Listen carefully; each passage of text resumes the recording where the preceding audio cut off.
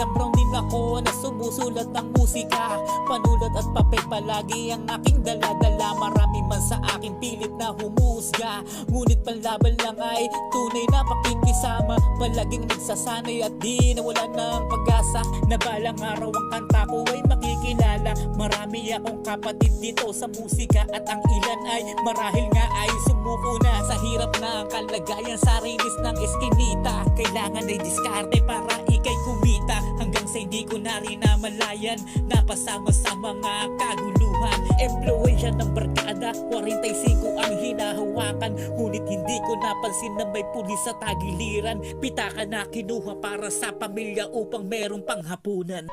Ikaw, Ama, ang nagbigay ng lakas sa tuwing pinanghihinaan. Hindi mo ako pinabayaan. Sa kabila ng mga mali kong nagawa, pinalaya mo ako sa madilim na rehas.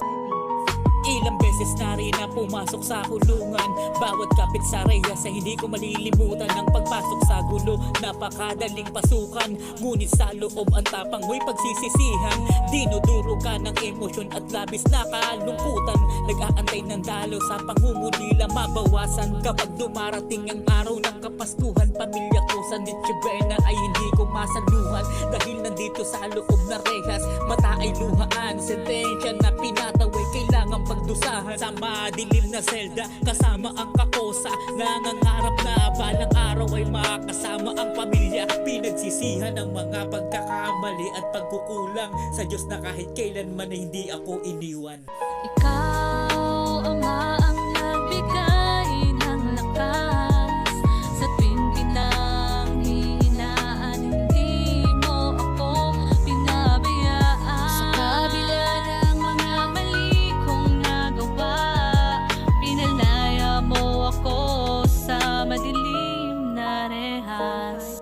Sa madilim na bilangguan, natutong manalangin, dasal ko sa gabi sana'y makalaya na rin, upang makasama ko na rin ang asawa ko't mga anak, upang mapawi ang lungkot at di gantong umiiyak. Bawat araw binibilang sa loob ng bilangguan, dapat sana naniwala sa magulang. Matigas kasi ang ulo, pasagot ay mabalang.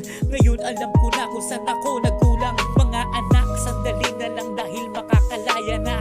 Sana ay ayos lang at huwag kayong mangamba. Habang binabasa ko ang sulat niyong pinadala, tangina, asawa ko sumama na pala sa iba. Ang masakit nito, bakit sa kaibigan pa? Mabait man ang sinabi pero kailangan tanggapin. Sa paglaya sa bilangguan, masasamang gawain di ko na uulitin.